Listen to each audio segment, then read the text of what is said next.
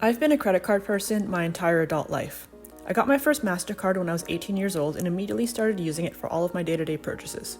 When the bill came in at the end of the month, I'd pay it off in full and then start the cycle all over again, never once paying even a penny of interest. This is actually that very card that I've had since I was 18. I still have it and I still use it today.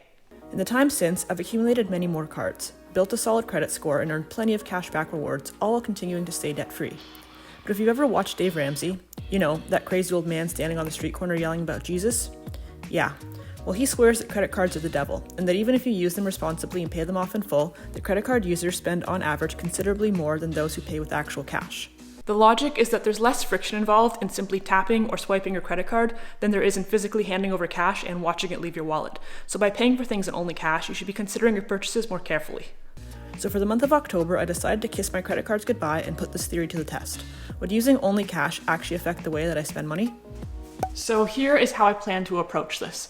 There are certain things that I have to pay for every month that are fixed costs that I have no control over, things like my mortgage, my property taxes, my insurance, all that kind of thing. And those are things that either automatically come out of my bank account or that are automatically billed to my credit card. And honestly, I'm not going to touch those things because there really isn't a point. I can't control how much I spend on those things. But now what I am going to do here is I'm going to add up a proposed monthly budget for all the things that I can somewhat control. So let's start with some math here.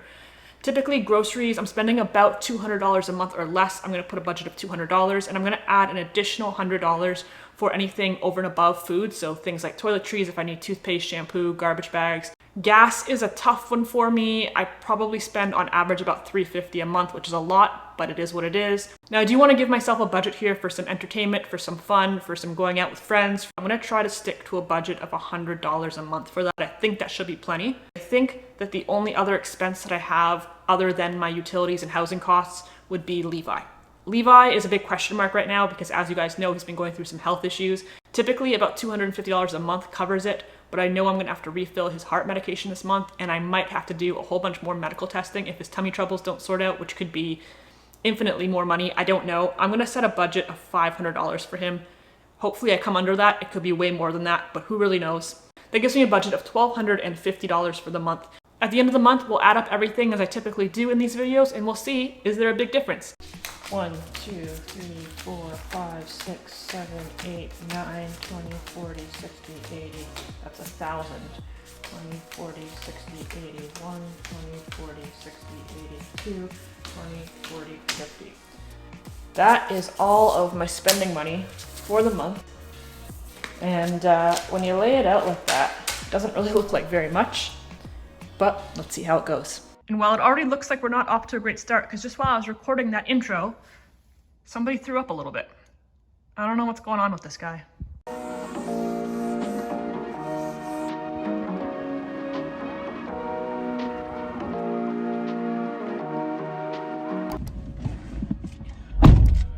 Okay, so first shopping trip done. I spent a total of $52.99, so $53, which is kind of a mixture of groceries, some household stuff. I got some laundry detergent. Can I say at this point that I am noticing a difference in my habits as far as like thinking about my purchases differently? So far, not really, and that's because everything I bought was kind of essential. What I did notice was that I tend to gravitate towards the self-checkout. So I got in line for the self-checkout and I stood there for probably 5 minutes before I realized I wouldn't be able to pay with cash. I had to go out of the line and go down to one of only 2 registers that were open and both very, very lined up. But I guess this is probably going to be a reoccurring theme that I hadn't expected.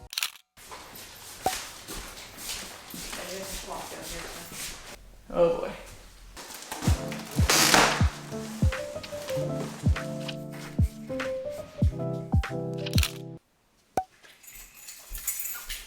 All right, so mid-month update. Today is October 15th. We're halfway through the month. As far as the money is concerned, I think I'm doing pretty well. I've got about $700 and some change left. What I'm finding so far is that my mindset hasn't really changed that much using cash. To be fair, the point of this experiment was not to stick with a $1,200 budget or less. Like if I have to take out more money at some point this month, I will. It was more so just to see if I approach my spending differently, if I'm more conscientious about how I spend my money when I physically have to like hand cash over to somebody as opposed to just tapping my card. And so far, honestly, the answer is no. What I have noticed though is that using cash is incredibly inconvenient in almost every way.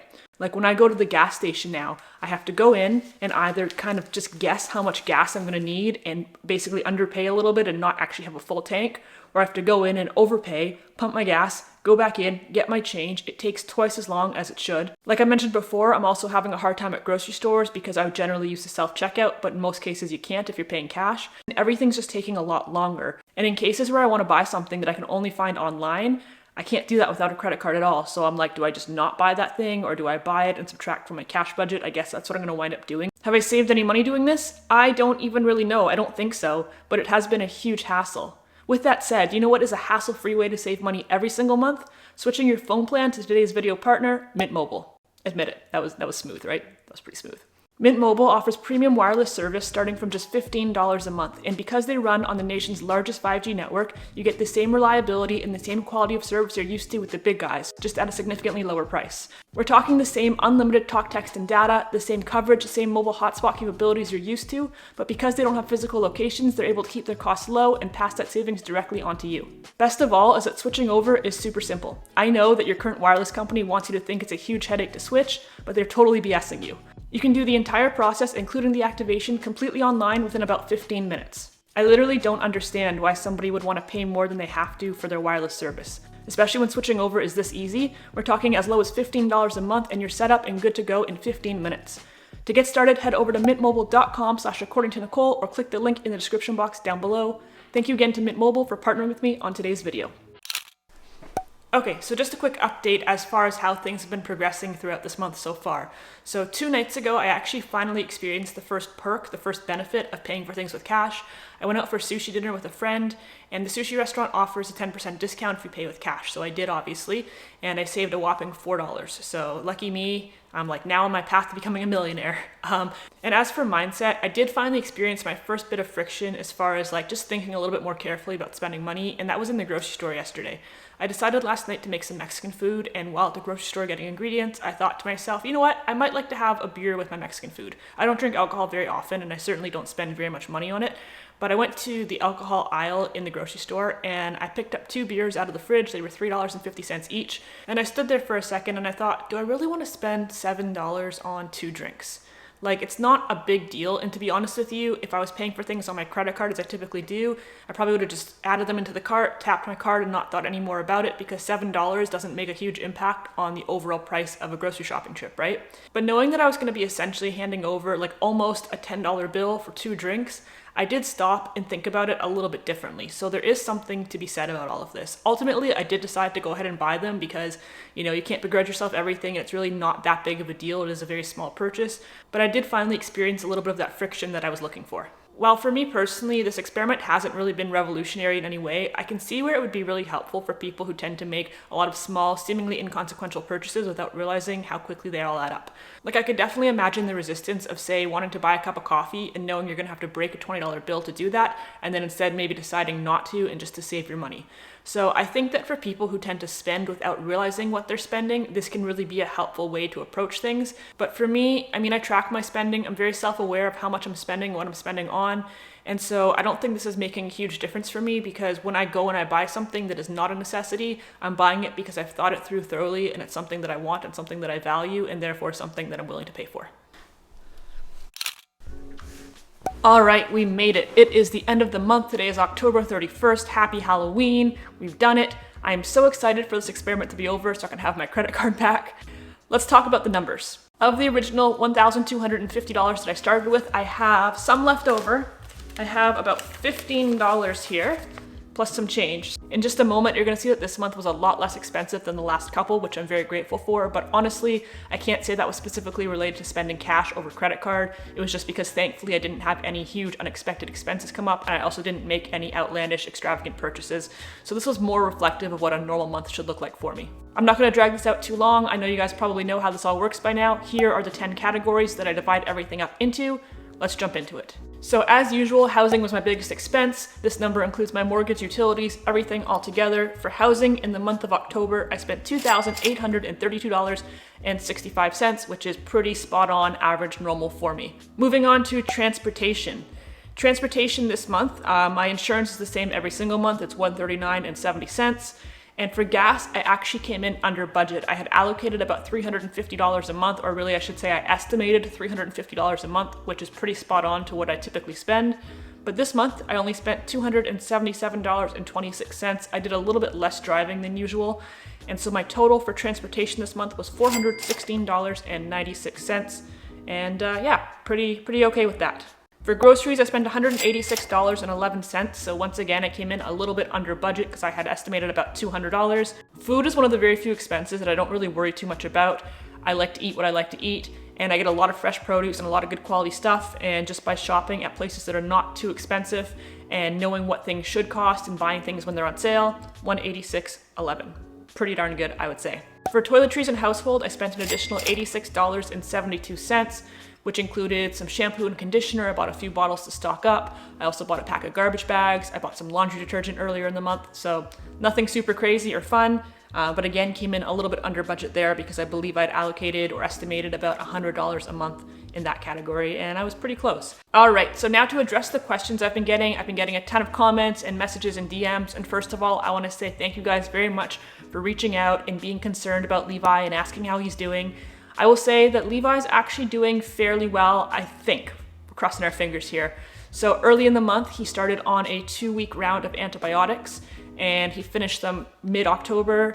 And it's been about 2.5 weeks now that he's been off of the antibiotics, where I've kind of been in this like waiting period trying to kind of monitor and see. The antibiotics helped him, I'll say that. The antibiotics helped him a lot. The question now is like, was it just helping him while he was on them? Or is he gonna be in the clear now? Is he gonna be good to go? Up until yesterday, I was feeling really optimistic. He's been doing really well. His poops have been good. Obviously, I got the new couch here and I have been covering it with a blanket when he lies on it, but there's been zero issues. There's been no leakage or accidents or anything like that. He's been really good. His poops have been back to mostly normal, pretty good. But I came home last night and I fed him his kibble and he ate it as he usually does, which is very quick, but that's normal for him. And I was cooking dinner for myself and I turned around and he had vomited like a huge puddle. About an hour after he ate, he vomited a huge puddle. All the food came out of him. And I was like, oh, that's not good. So I kind of chalked it up to him just eating too fast, which he does all the time and doesn't usually cause him to throw up, but I suppose those things can happen. But then this morning around 10:30, he woke up, he took 5 steps out of his bed and threw up again on my bedroom floor. And so I don't really know what to think now. He seems to be fine now. He had his breakfast this morning. I made him eat it slowly. Everything seems to be okay, but I don't know why he threw up last night and today. The only thing I can think of is that I gave him a treat yesterday, which was something that he used to have all the time prior to all of this starting, but I've been really being very careful about what he has. So far, I think we're okay. He's doing a lot better. And as a result, my total spending for Levi this month was $218.26, which included his bag of food from the vet. It included a refill of his heart medication, and it also included that bag of treats that I bought him, which he has subsequently thrown up. For internet and phone, everything here is pretty standard. My internet is $56.49 and my phone is $76.75 for a total of $133.24. I'll just address quickly, I do get some comments on these videos of people saying like, why are you paying so much for your phone? You're always promoting Mint, why aren't you with Mint? And the answer is because I'm here in Canada where Mint is not available. It is a product, it is a service I would absolutely 100% be using if I lived in America, but it's not available to me here. Maybe one day, unfortunately, I get stuck way overpaying. For now, though, those two bills combine $133.24. For my business, I had no expenses this month other than my insurance, which is $62.37. All right, so for restaurants and entertainment, this is probably the most I've ever spent in a single month eating out. I'm typically not big on going to restaurants, but I had a lot of stuff going on in October. One of my friends came home after being out of town for the last 6 months. It was also my birthday. I also went to a concert. Altogether, I spent $135.89 on eating out and entertainment, which I know is actually quite low compared to what a lot of people spend, but for me, it's quite a bit. Health, I spent $0. Again, I got a couple comments asking how the Peloton bike is going and if I'm using it, if I'm enjoying it. I actually haven't really used it at all. I have yet to sign up for the app, obviously, because I've spent $0 here. It's something that I've only really planned to start using as it gets colder outside, because as long as it's been nice outside, I've been happy to get my exercise by walking around with Levi. And then for miscellaneous spending, again, this is more than I typically spend, but I did do some shopping, and this is also why, despite the fact that I came in under budget on a lot of my categories, I spent almost all of the money, and it was because I decided to do a little bit more shopping than once again I usually would. None of this was impulsive, all of this was thought out and planned for and wanted, but I spent $359.57 on miscellaneous, which included a number of things. I got my eyebrows waxed at one point, When I went to the concert, I picked up some merch. I got a record and I got a poster to put on my wall. I was at IKEA a couple days ago and I picked up some throw pillows and a lamp and just a small amount of home decor, which I had been wanting and thinking about buying for a while, and I finally did it. I also spent about $180 on clothing. I mentioned earlier in the video not knowing how to approach an online purchase, and I decided ultimately to go ahead and order the stuff online on my credit card and then just subtract that cash from my budget that I had allocated. So I did just that, and I placed a $180 order to Old Navy for just some tops. And I can say right off the bat that at least a portion of that order is going to be returned, so I'm not going to be keeping all $180 of it, but right now I am factoring it into the money I've spent. So if we add up all these numbers together, the total amount that I spent in the month of October was $4,431.77. And to be honest with you, I'm very comfortable with that amount. I mean, of course, I wish my expenses were lower, but I'm very comfortable with that, knowing that that's pretty typical for me, and that even within that amount, I was able to get some entertainment, I was able to go out with some friends and get some food out, I went to a concert and was able to buy some merch. Like, I feel like I actually balanced my money very well this month, in the sense of, even though I kept my spending low, I was able to get a lot of enjoyment out of it. Like, I don't feel like I missed out on anything in any way just for the sake of trying to save money. And with that said, I would actually wind up under $4,000 this month if I didn't spend any discretionary money, which I think, all things considered, for the area I live in and everything else, is pretty darn good. As I'm sitting here and thinking about it right now, I'm not sure that I'm gonna continue this series on an ongoing basis, or at least not monthly. If you guys actually love these videos and you want me to continue posting monthly, drop me a comment and let me know. But I think that truthfully, unless I'm trying like a different challenge or I have some sort of out of the ordinary expense pop up, I can see this becoming pretty stale and redundant pretty quickly. My intention with this series is to try to give you guys kind of a realistic idea of what spending looks like through the lens of somebody who's not an influencer, who doesn't go around and spend money excessively on silly things just to look important on social media, and to just give you a little bit of balance to understand that yes, sometimes I spend a lot more money than other times, sometimes expenses come up, sometimes I buy things, but generally this is kind of what my life looks like. If I remember correctly, I think I've made like 4 of these videos so far. I think that this is the 4th, so hopefully in the last 4 months I've been able to show what I was trying to show and explain what I was trying to explain. But again, if you want to see more of these videos, just let me know down below.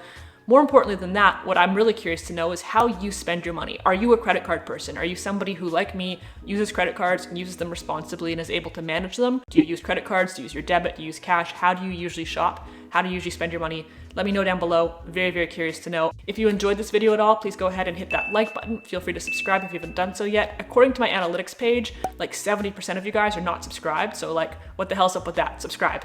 Follow me on Instagram, you can check me out on Patreon, all that good stuff. Everything will be linked down below. Other than that, thank you guys so much as always for watching. Take care, and I'll see you next week.